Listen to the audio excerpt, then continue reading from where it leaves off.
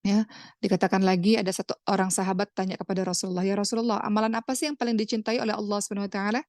Maka Nabi pun menjawab, "Engkau mati dalam keadaan lidahmu basah karena berzikir kepada Allah Subhanahu wa taala."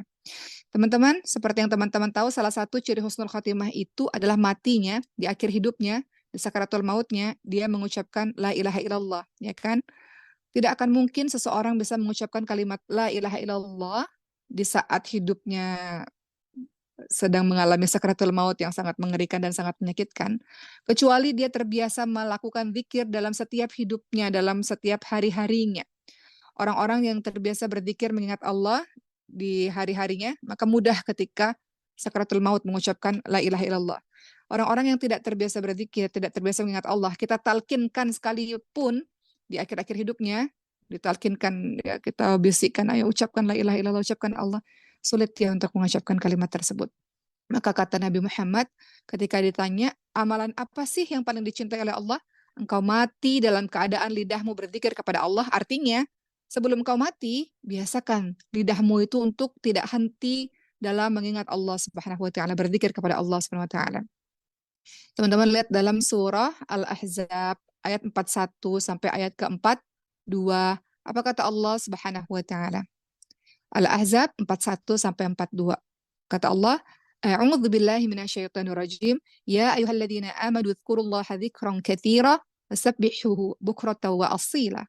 Wahai orang-orang yang beriman, ingatlah kepada Allah Subhanahu wa taala dengan mengingat nama Allah, mengingat Allah sebanyak-banyaknya. Bertasbihlah pada waktu pagi dan petang. Juga teman-teman lihat dalam surah Al-Ahzab ayat 35, perintah zikir ini banyak sekali teman-teman semua. Al-Ahzab 35 kata Allah, laki-laki dan perempuan yang banyak menyebut nama Allah, Allah telah menyediakan baginya ampunan dan pahala yang besar. Kadang-kadang kita luput ya teman-teman semua akan amal ibadah ini.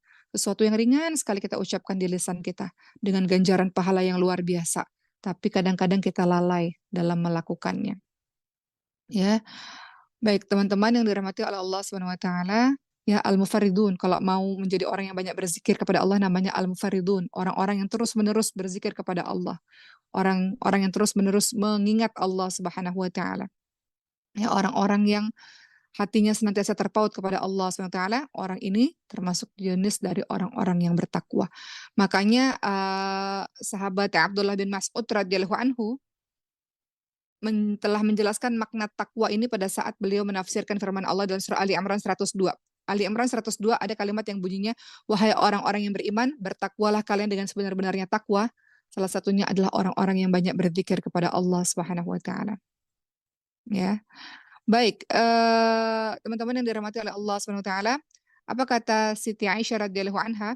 Kata Siti Aisyah, Nabi Muhammad Shallallahu alaihi wasallam selalu dan selalu mengingat Allah dalam setiap keadaan.